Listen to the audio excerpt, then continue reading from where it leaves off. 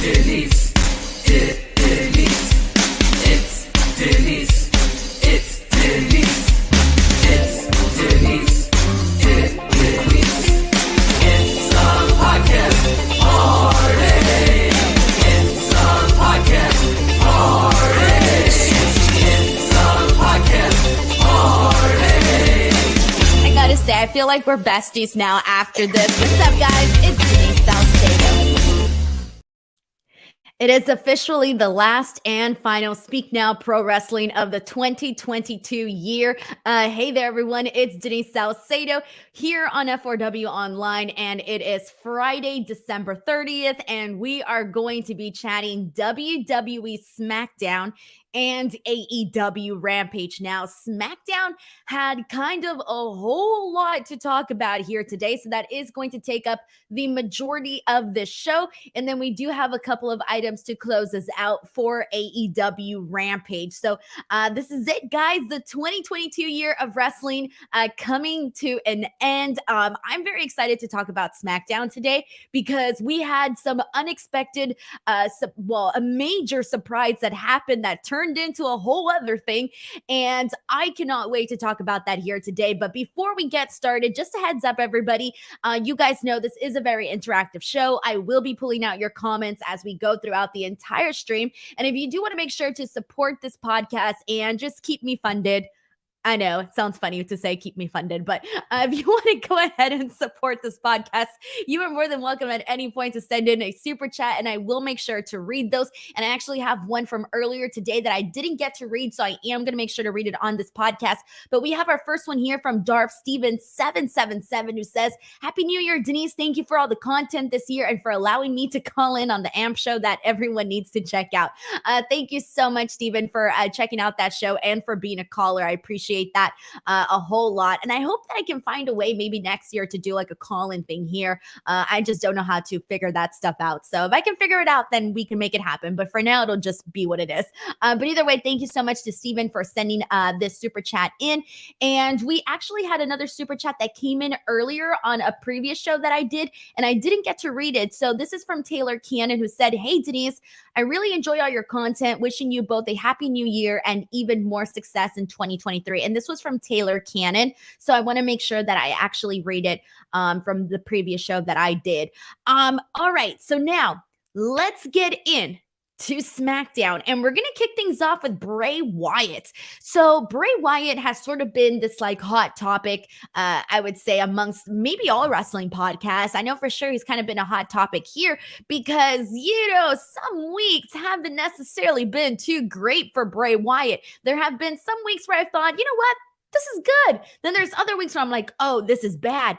And here's the thing, like, I want to get into this Bray Wyatt stuff. I really do, guys. I want to be a big fan. I want to be carried away with a really, really good story. But so far, it really hasn't been much, to be honest.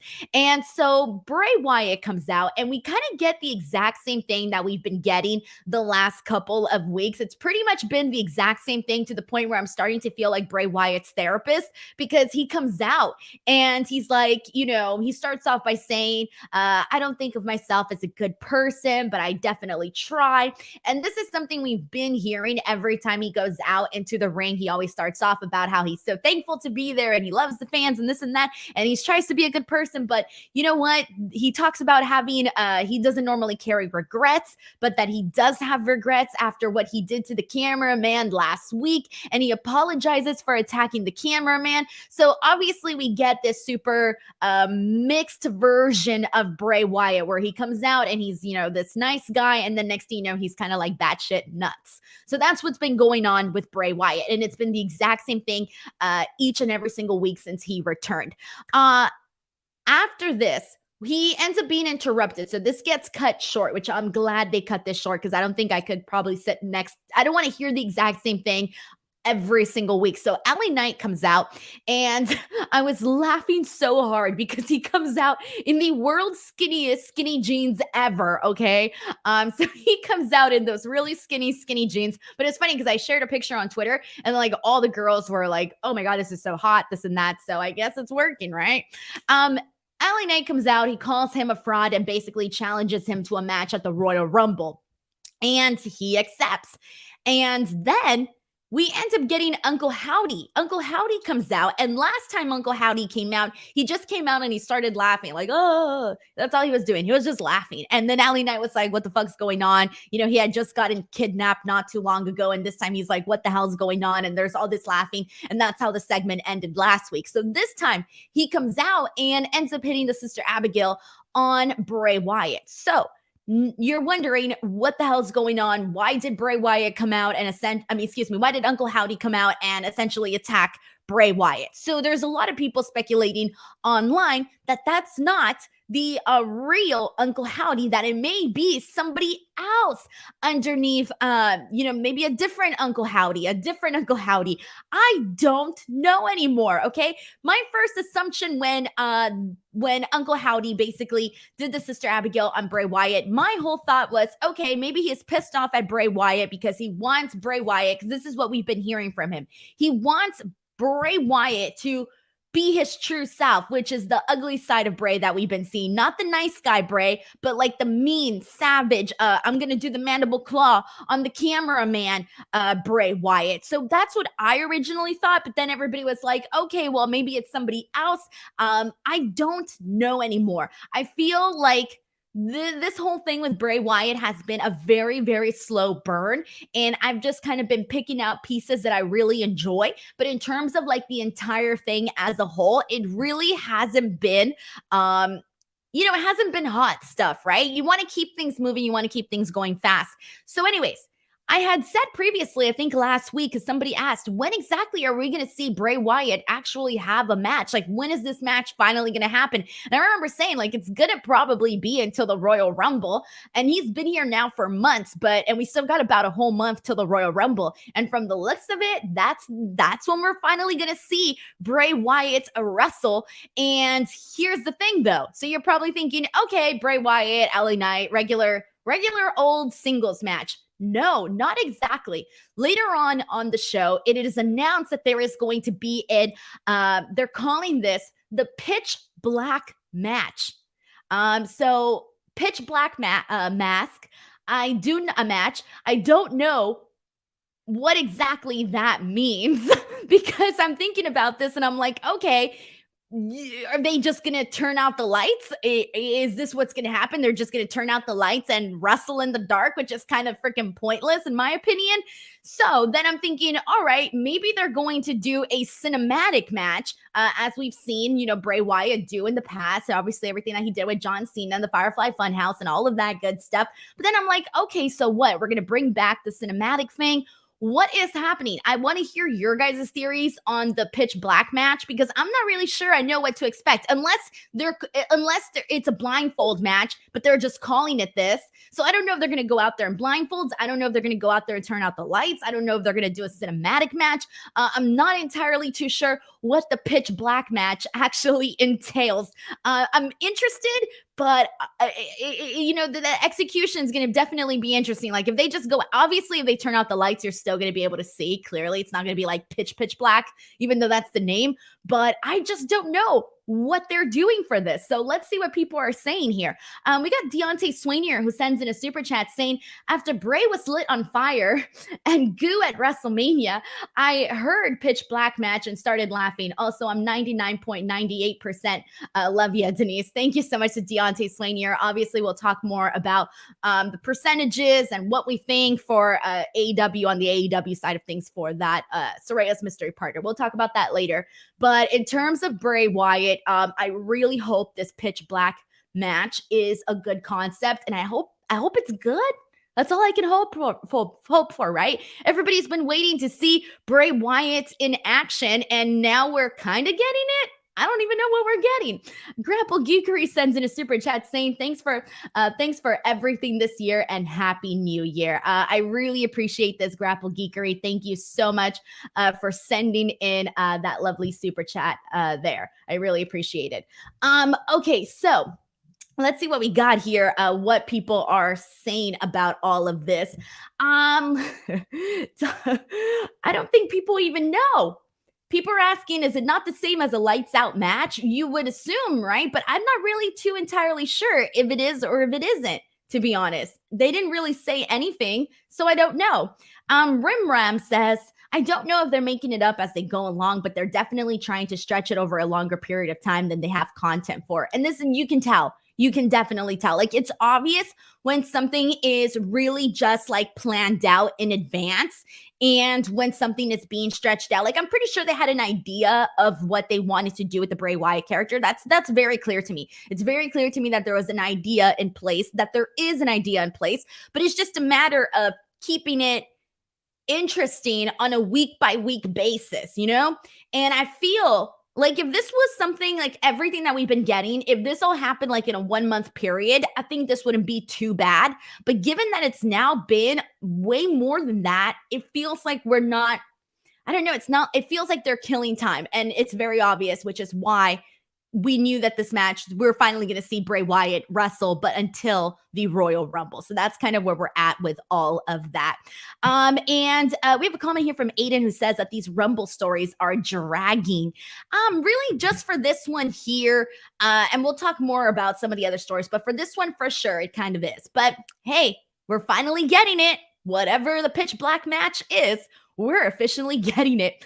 Let's see what else we got. Keith Duran says his prediction is that he's guessing the lights out is in the. He's guessing that the lights will be out in the arena with the fireflies in the audience for some kind of lighting. I mean, that would definitely fit the aesthetic of Bray Wyatt, but oh man, in that case, I'm gonna have to turn on my flash and make sure I can actually see what's happening.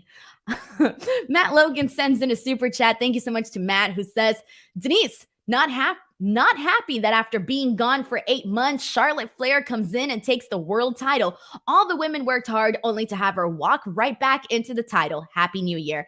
Thank you so much, Matt, for sending in the super chat. It's much appreciated. Seriously, I love when people send in their thoughts. We're going to talk about that in just a second, because that is going to be the major thing we talk about on this show. But before we get to that, let's get into Sheamus versus Solo Sikoa. So this is actually something that I have really been enjoying. And it's funny because I didn't enjoy how they first brought in Solo Sikoa into the main roster, but that was for other reasons, right? But ever since the last, since they brought him in, and everything that they've been doing with him each and every single week, I have been a fan of Solo Sikoa. I wasn't really a fan of his on NXT. On NXT, I didn't really think we saw anything too spectacular from Solo Sikoa, but I think they've done a great job of really building him up to feel like something special. Obviously, his association with the bloodline and everything involving that has been, ace. It's been gold. It's been good stuff, right? And but they've also done enough to kind of give him his own identity and give him his own thing to kind of do.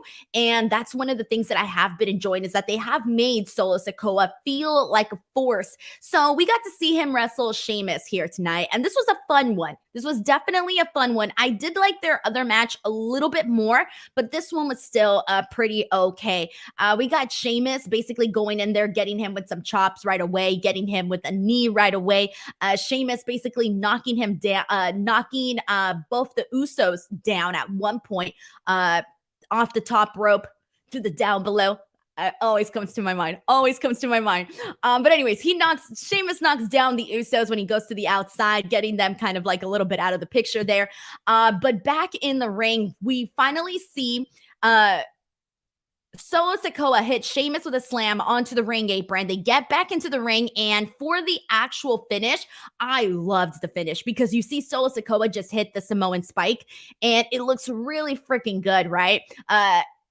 Gets the pin 1, 2, 3 on Sheamus, and it felt like a pretty damn good victory for Solo Sikoa. So I really liked how fast it all just happened.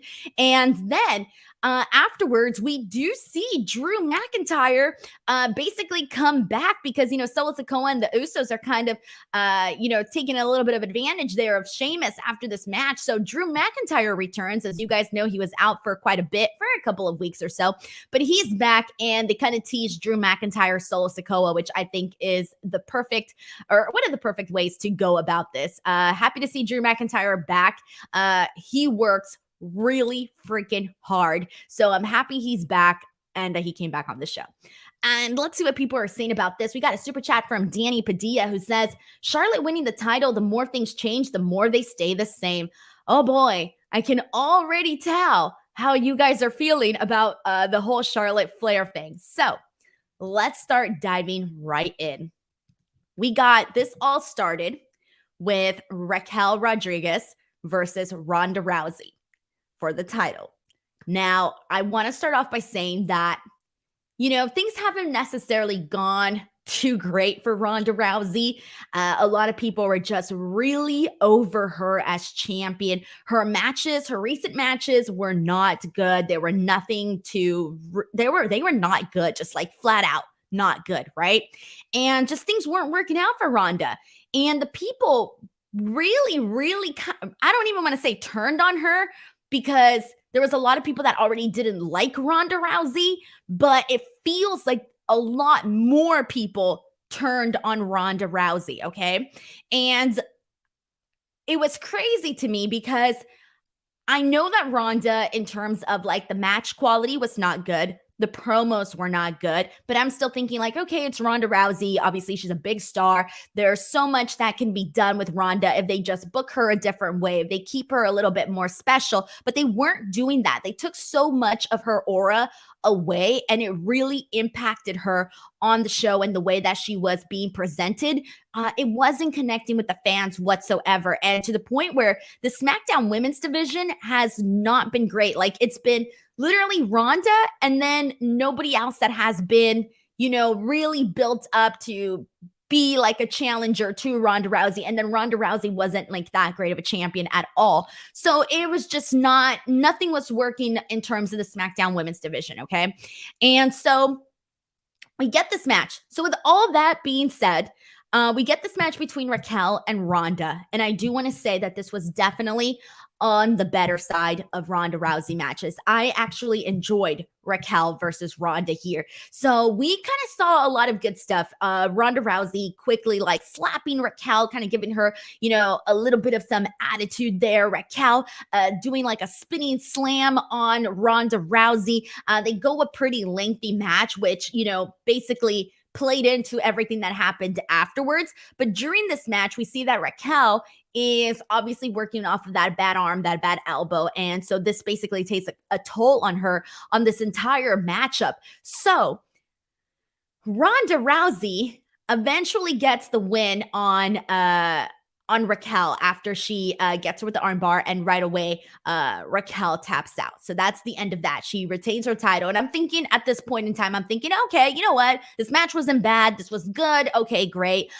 In terms of Raquel, before I forget, I do want to mention though that Raquel did a phenomenal job in this match. She did a great job selling. She did a great job just with everything that she did in here. She did a great job. The only thing that I want to see that should be changed is that I think they're keeping Raquel a little bit too much in a box where they're not really giving her a real character. Like, she's just Raquel, but there's nothing else. There's nothing more to that. So I kind of hope to see a little bit of an alteration of her character, maybe something that gives her just a little bit more presence, because she's got the skill, she's got a great look, and I kind of would just like to see a little bit of a change in terms of her presentation, because I think she definitely has everything that it takes to be one of the top women on the roster, but she needs to have that, like, I don't know, a shift so that when she comes out, like, people actually like get this like huge reaction. Right now, she's still getting the like, okay, it's Raquel, let's clap, but she's still not getting that like huge like pop reaction. So I do think that they should maybe just maybe switch up a little bit of her character, give her a little bit of something where we know like, okay, you know what, this is Raquel and this is who she is. So I hope they don't really just keep her in this box. I want to see her presented just a little bit different. But anyway, she did phenomenal in this match. But now let's get into what happened afterwards. So afterwards, we ended up seeing Charlotte Flair come back. Her music hits and she has a new theme. It's a little bit altered. It's nice. It's good. It's fine. Charlotte comes out and I'm thinking, holy crap, I wasn't expecting Charlotte until the Royal Rumble. Like, I was expecting her to come back, as a surprise entrance in the Rumble. Like, I wasn't expecting her any time before that. I really, truly was not. But she comes out there and she gets in the face of Ronda Rousey, and Ronda Rousey starts mocking her. She just kind of starts mocking her, and basically, Charlotte Flair challenges Ronda Rousey to a match then and there. And I'm thinking, okay, they're probably going to find some way to get out of it. Like, this match isn't going to really happen, right? Like, I wasn't thinking this match was going to happen. And then Ronda's like, okay, you know what? Let's do this freaking match. And I'm thinking, oh shit, they're actually going to do this match. And then I'm thinking, oh, maybe they're going to do it later on. No, this match is happening right here, right now. Okay. And this completely went by so fast. So we see Charlotte Flair hit her with a boot to the face to Ronda Rousey, goes for the pin. It's a near fall. Okay. And then afterwards, we see Ronda Rousey lock her in with an arm bar. And this is when we see, so when she locks in the arm bar, Charlotte ends up rolling her up and getting the pin. 1, 2, 3 looked really freaking nice, actually. And she gets the win. This match was like 40 seconds long. Okay. This was very, very short. Like, the actual match, very, very short. So this happened freaking quick. So Challenger has the match, wins the SmackDown Women's Championship, gets the title, and she just starts celebrating, goes into the crowd, comes out of the crowd, goes to the stage, fireworks, bam, bam, bam. And Charlotte Flair is now a champion once again. Now, I'm curious because, well, not curious. I'm seeing a lot of people, and this was expected, because a lot of people have had a lot of criticisms about the way that Charlotte Flair has been booked. There's a lot of people that think that she's always, getting the attention, that everything's about her and this and that and this and that. There's a lot of complaints, okay? Now, with all of that being said, I don't know how many of you guys know this, but I'm a big Charlotte Flair fan. I love Charlotte Flair. So I know that there are these criticisms about Charlotte. I'm going to tell you, I freaking love everything she does. And I am so freaking stoked that she is back. And I know people don't want to hear this, for the people that do not like Charlotte Flair. I know they don't want to hear this, but she is going to bring back some life into the SmackDown women's division. Now, obviously, now we have a different person in charge, and that is Triple H. So I don't know how things are going to look, how things are going to be different in terms of, obviously, how Vince McMahon was putting Charlotte out there and how Triple H is going to put Charlotte out there. I do think that it was necessary to get the belt off of Ronda Rousey because it was dying a slow death. And now with Charlotte Flair there, I do think that she is going to bring back so much life to the point where you're not feeling the way that you were with Ronda Rousey as champion. So I feel like they really thought, you know what, we need to get the championship off of Ronda. And Charlotte comes in there, she gets the title. And now I'm really just hoping that we get to see more now. Okay, now that we have a champion that feels a lot more exciting than Ronda Rousey, and I really love Ronda Rousey too. I'm a fan of Ronda's, but I'm not a fan of what they've been doing with her lately. Like, I can't force myself to be a fan of what they had been doing recently with Ronda Rousey. It just wasn't happening. A fan of hers, just wasn't a fan of what they were doing. So now that Charlotte's champion, now I just hope that they really build some more of these other women. I really hope we see something different. I really hope we see other people get, opportunities that just get them like built up a little bit more so that when they do face Charlotte, it feels important. Now, I know some people are sitting here thinking like, nah, Denise, that's not going to happen. But I have hope for it. Okay. I really, really do. So, I was happy to see Charlotte Flair back. I was completely shocked at the way that everything went down, though, in terms of I wasn't expecting her tonight, and I wasn't expecting to see the championship be defended today against Ronda and Charlotte in this very brief match. And the way that it happened too, obviously they made sure to protect Ronda in that, because Ronda had just fought a hard battle, with Raquel. And then on top of that, the way that Charlotte got the win, it was very quick, like sudden flash type of deal. So I do feel that they like protected Ronda and all of that, but it was still very shocking though. Like I wasn't expecting all of this to unfold, and it all unfolded within like a minute or a minute and a half with the talking, if you include the talking. It was kind of nuts. But let's see what people are saying here. Danny Padilla says, hope you had a great 2022, Denise, and hope your 2023 is even better. Thank you for all your hard work, girl. Happy New Year. Thank you so much, Danny, for the very kind and generous super chat. Much appreciated. Okay, let's see what we got here. This is from Twitch Face 4, who says, Charlotte's losing it next week and then winning it in 2 weeks and then losing it in 3 weeks and then winning it again in 4 weeks and so on until she gets up to 16 and they can pretend she's the greatest ever. Okay, so first of all, I get what you mean by this.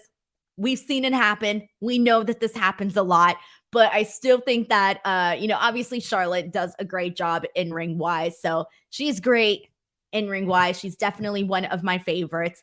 But yes, I do get the fact that this happens a lot where it's win, lose, just get that number, keep going up and whatnot. But let's see what else we got here.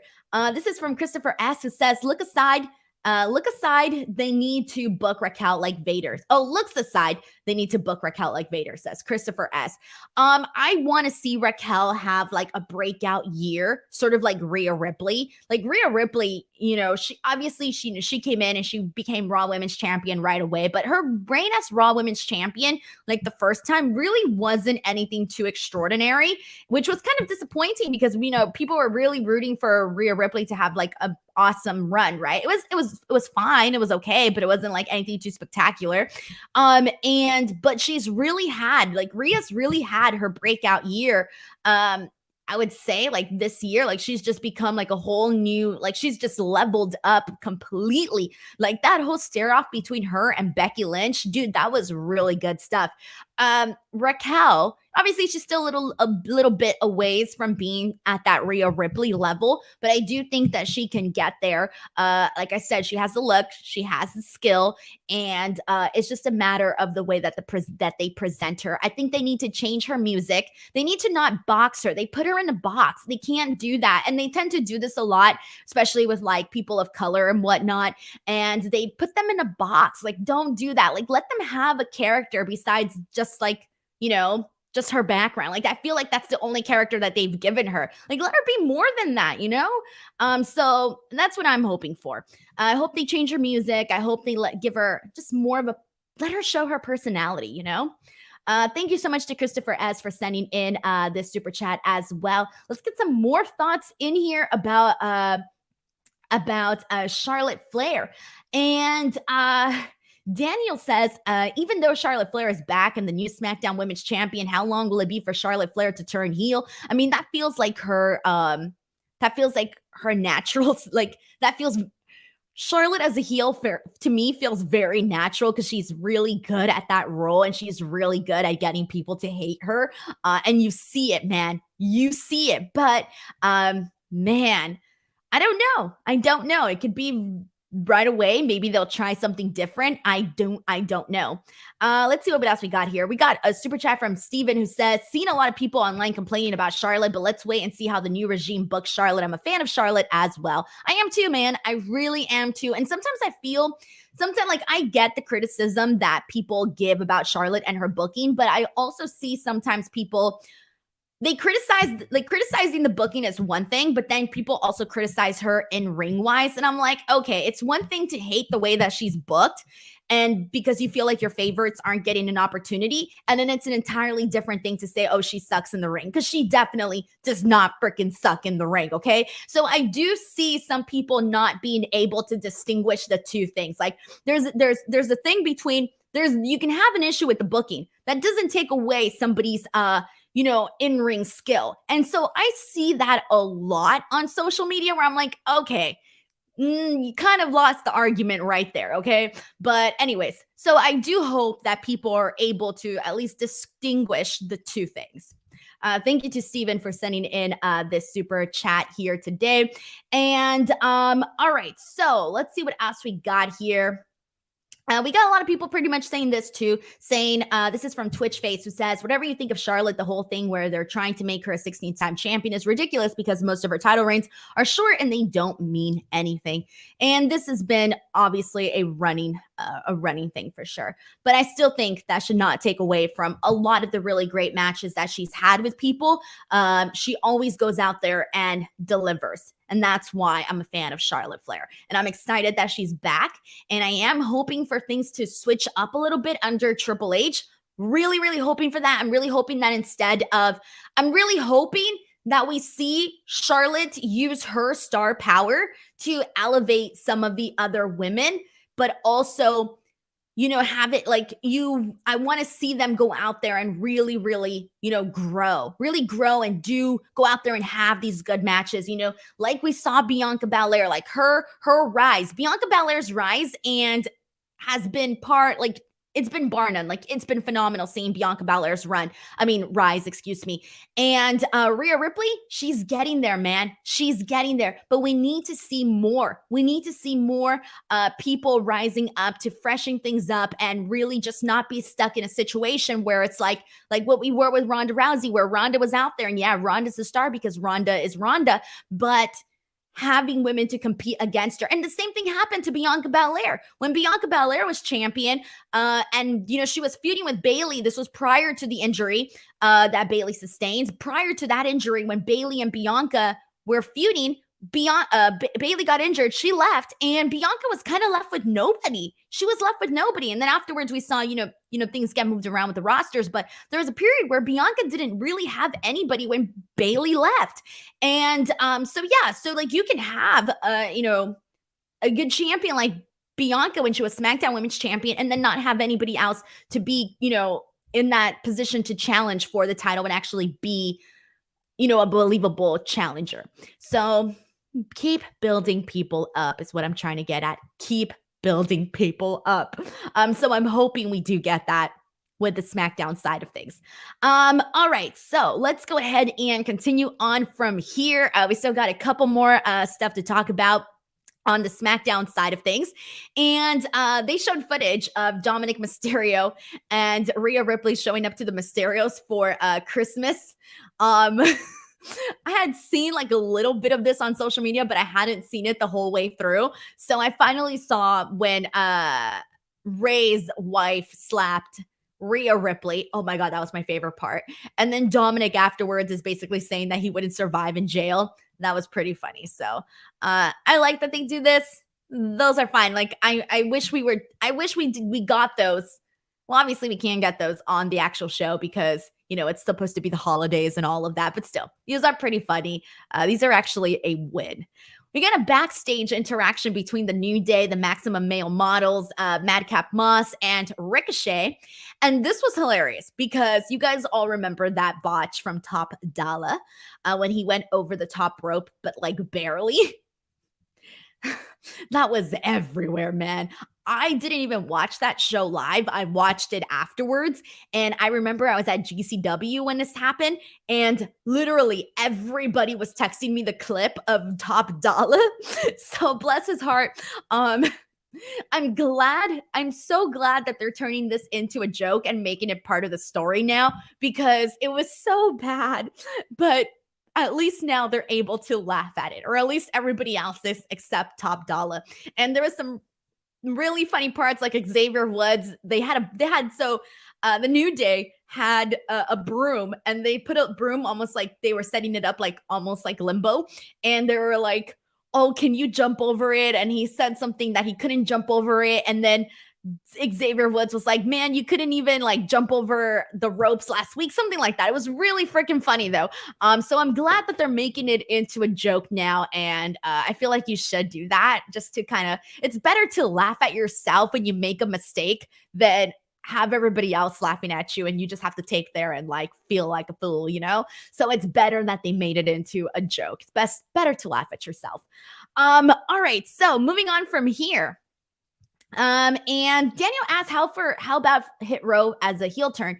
I feel like they kind of felt like heels to me today because they did not find any of this hilarious. Obviously, they don't come across to me, at least not today, as baby faces. But I really haven't been digging Hit Row so much. Like I dug some stuff that they did, like when they were in those multi-man matches. I didn't think were too bad, but I haven't been too crazy about Hit Row since their return. So I'm hoping things get better for them, but it's been a little bit not too great.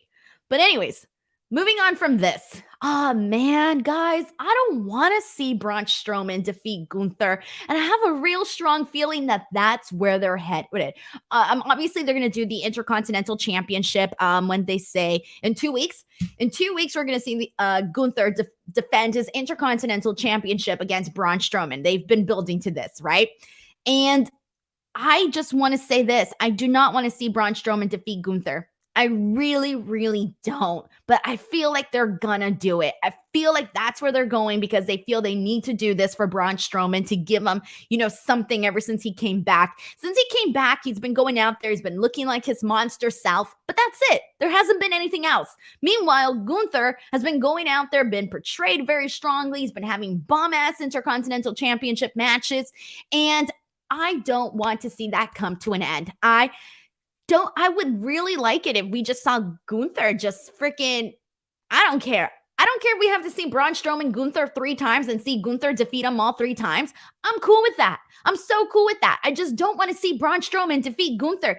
I feel like there's way more upside to keeping Gunther like freaking unstoppable than it is to do that with Braun Strowman. Like I feel like Braun Strowman, I just don't want to see it, guys. I don't want to see him defeat Gunther. And I'm really afraid that that's where they're going. I might riot. Screw that. I'm going to riot. I'm going to be so pissed in 2 weeks if this happens.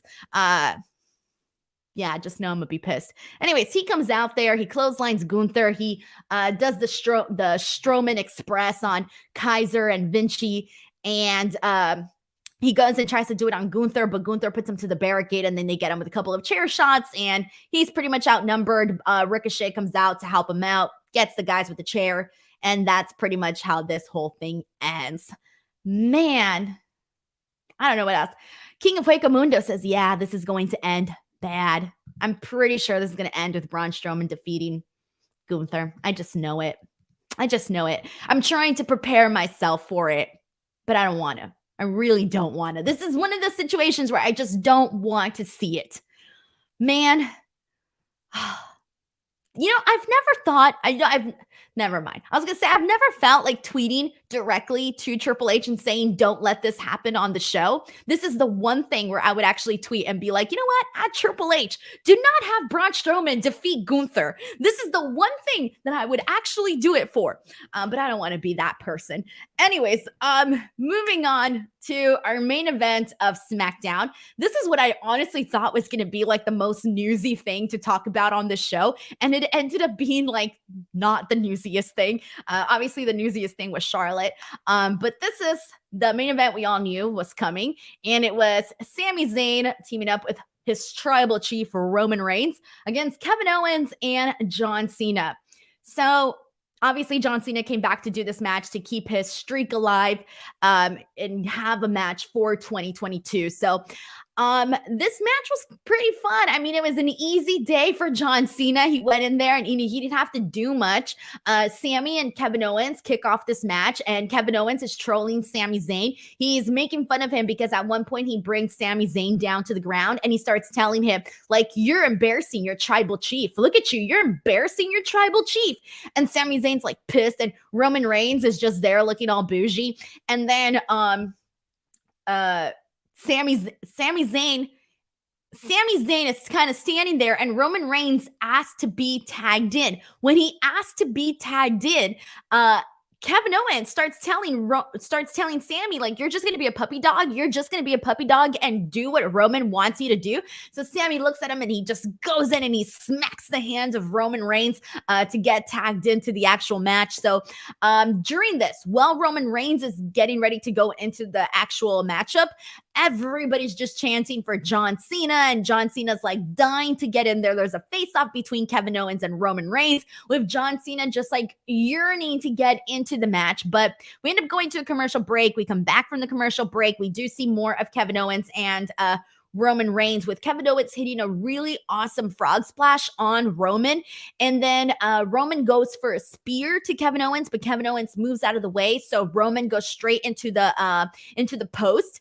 And then finally, we get John Cena getting in the hot tag. He goes in there, gets Sami Zayn with a couple of shoulder tackles.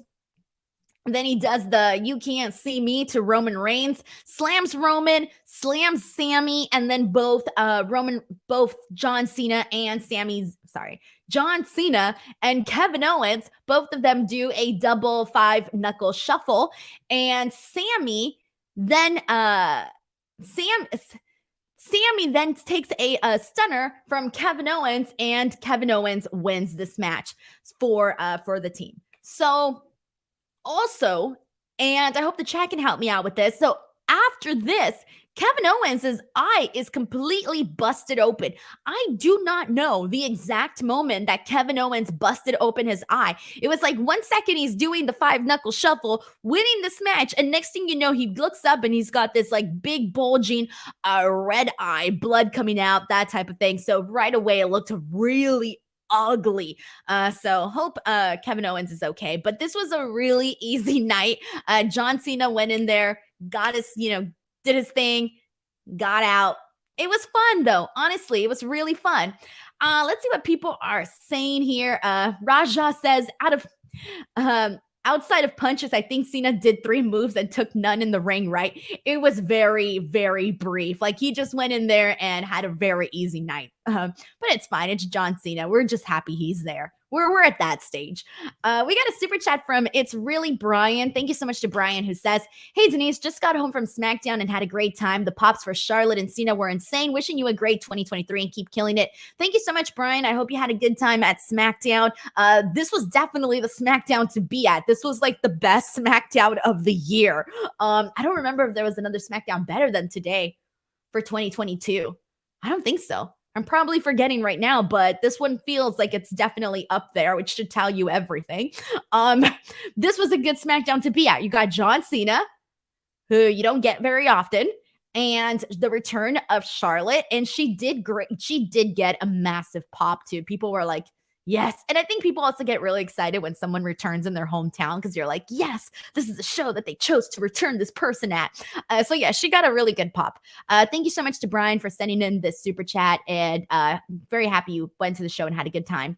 Alrighty. So now let's get into the preview for SmackDown, and then we'll go ahead and jump into Rampage. There's only going to be a couple things to talk about Rampage, not too much, but next week for SmackDown, the first SmackDown of the year, we are going to be getting the Usos defending the Undisputed Tag Team titles against Drew McIntyre and Sheamus. So that should be a nice little hard-hitting match there. They're also going to do Ricochet versus Top Adala for a Royal Rumble qualifying match. Now, I wonder how many of these qualifying matches we're going to get, or if it's just going to be like the one. You know how it is, guys. Like, some people can just be like, "Hi, I'm Denise, and I enter into the Rumble." Meanwhile, other people have to qualify. So however they decide, whatever the luck of the draw is for the person. Because Kofi Kingston already said he's in the Rumble. He announced himself in the Rumble like 2 months ago. So he's already in, which makes me laugh when stuff like that happens, because when you have somebody just say, "Oh, I'm in the Rumble," and they're in the Rumble, and then you have other people having to do qualifying matches, like, it doesn't make sense. Like, you either have everybody qualify or whatever, but that's kind of how they've been doing it. So not much else to say. In 2 weeks, we are going to be getting the Intercontinental Championship match between Gunther and Braun Strowman. So that's where we're at with all of that.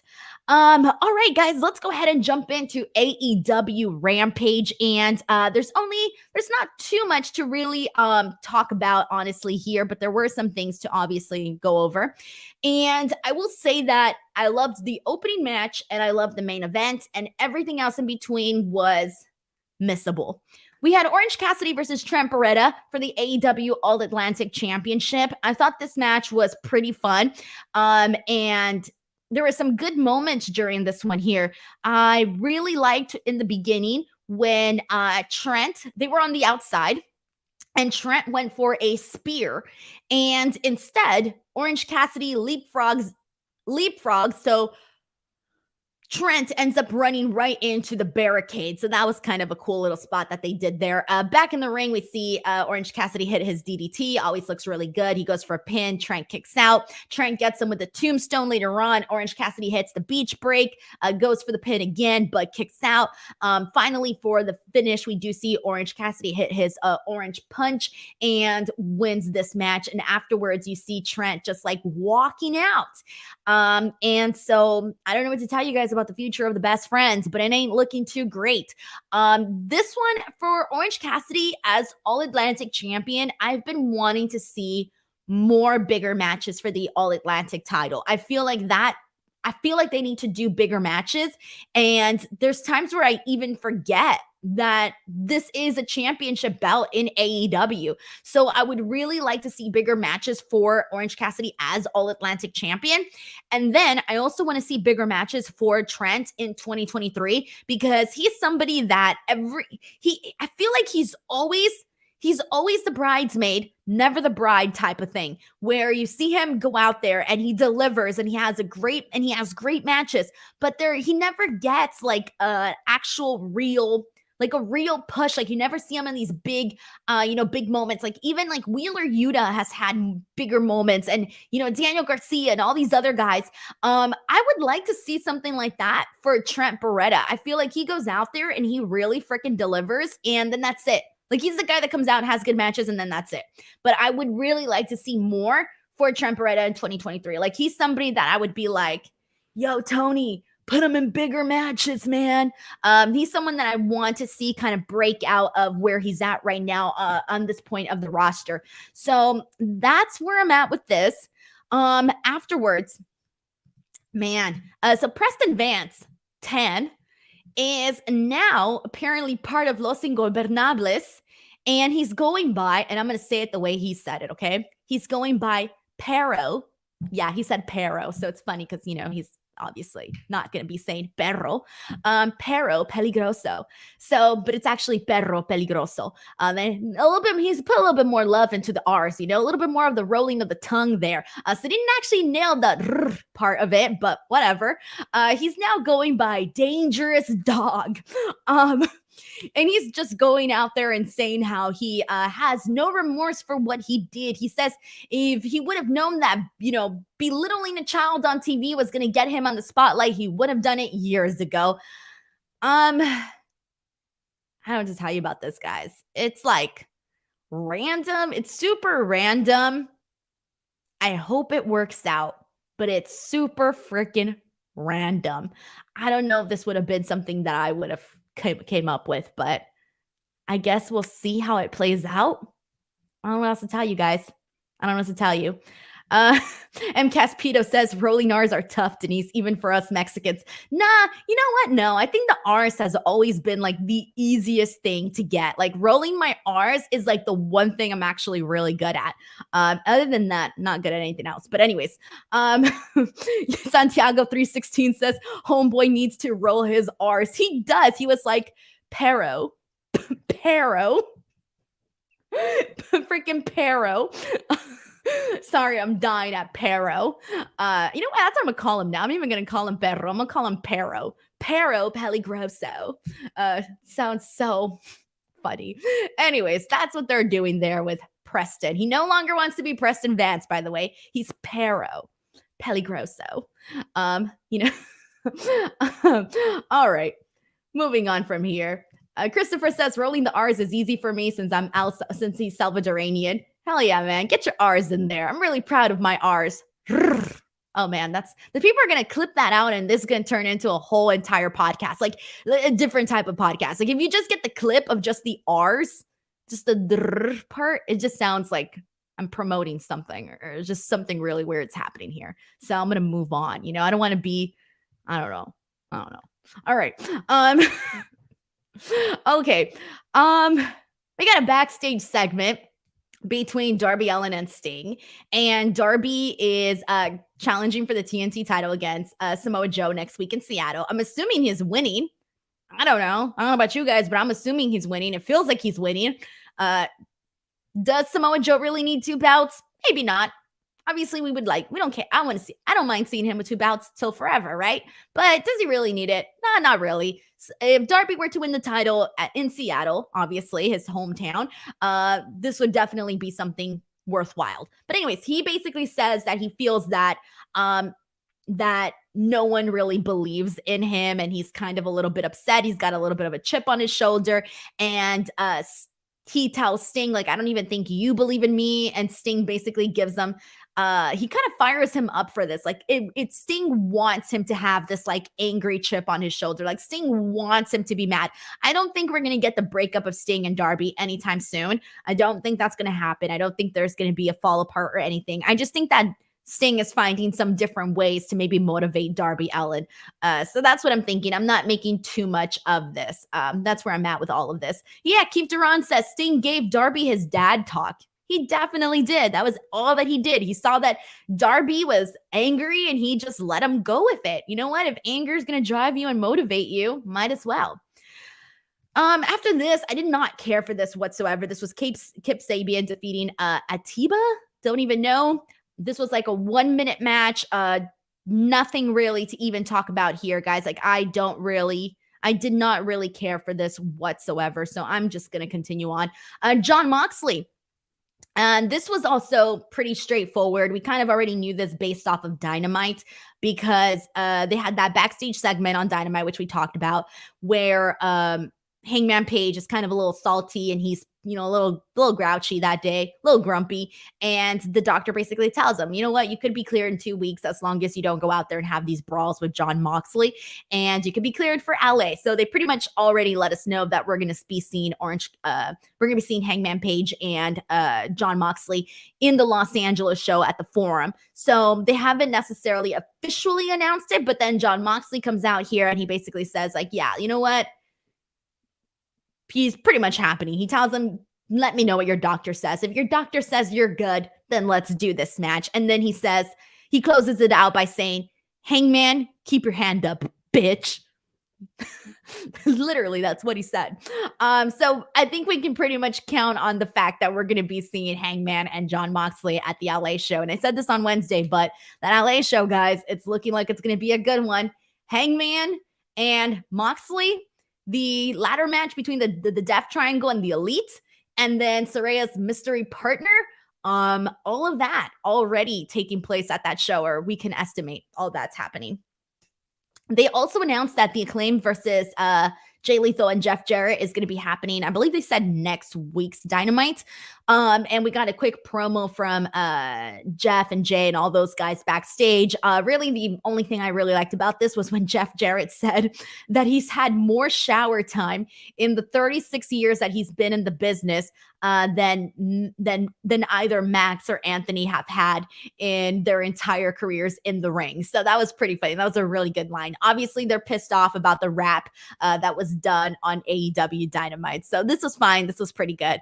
Afterwards, we ended up having a match between Jade Cargill and Kiera Hogan for the TBS Championship. This was honestly the most that we've seen from Kiera Hogan, to be honest. I don't know what she's been doing on Dark because I don't watch Dark, but in terms of like Dynamite and Rampage, this was definitely the most we've seen from Kiera Hogan.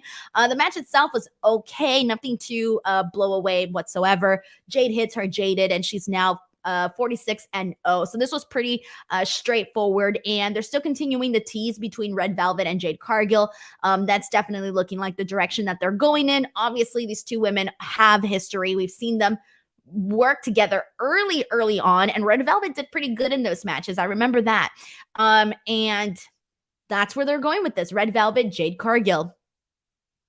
For the main event, we got Swerve Strickland versus Wheeler Yuta, and we had the Mogul affiliates out on ringside, and they were just basically Wheeler Yuta at one point, like he ended up on the outside, and the Mogul affiliates were just like dogging him, threatening him, just like looking at him. So their job is to like be out there and look mean and look menacing. That's what the Mogul affiliates are. And if that's what they're going to be, cool. That's fine. Thumbs up. It's better to have them maybe stay within their limits than to try to do more if it's not going to really work. So the Mogul affiliates. Okay, fine. This match itself, though, was a really fun main event for Rampage. I really liked a lot of what they did here. I really liked how they made Wheeler Yuta. They made Wheeler Yuta look pretty damn good in this match. Swerve was pretty much working the leg, I believe it was the left leg of Yuta. And you saw that really take a toll on him throughout this entire match. We see Swerve hit him with a brainbuster, but Yuta kicks out of that. Swerve at one point tries to cheat in this match by pulling the trunks of Yuta during a roll-up, but it doesn't work out for him. Afterwards, we see him hit a really brutal drop kick to the knee of Yuta. That was actually one of my favorite parts of this match. A superplex off the top rope is executed, and then for the finish, we end up seeing the referee get knocked down, and Swerve uses this opportunity to essentially hit him with a low blow and get this win. He hits his driver and gets the win. Low blow, hits his driver, gets the win. The match itself was perfectly good for the show. I thought that the main event was perfectly fine. And I liked how I made both Wheeler Yuta and Swerve look. This was all fine, guys. This was good stuff. Man, I thought like there's been a lot of main events on Rampage recently that haven't been great. So I really think that this one kind of brought it back in terms of actually being a good main event on Rampage. So I was happy that they put it on the show. But there you go. That was AEW Rampage. That was SmackDown. Wow, I can't believe it, everyone. That is it. This is my last and final 2022 podcast of the year. After this, I'm throwing a party tomorrow. Well, it's not, I don't know if you really want to call it a party. It's literally just like me, my husband, my mom, and my siblings, and we're just going to be eating food and hanging out and whatnot. So I guess that's a party.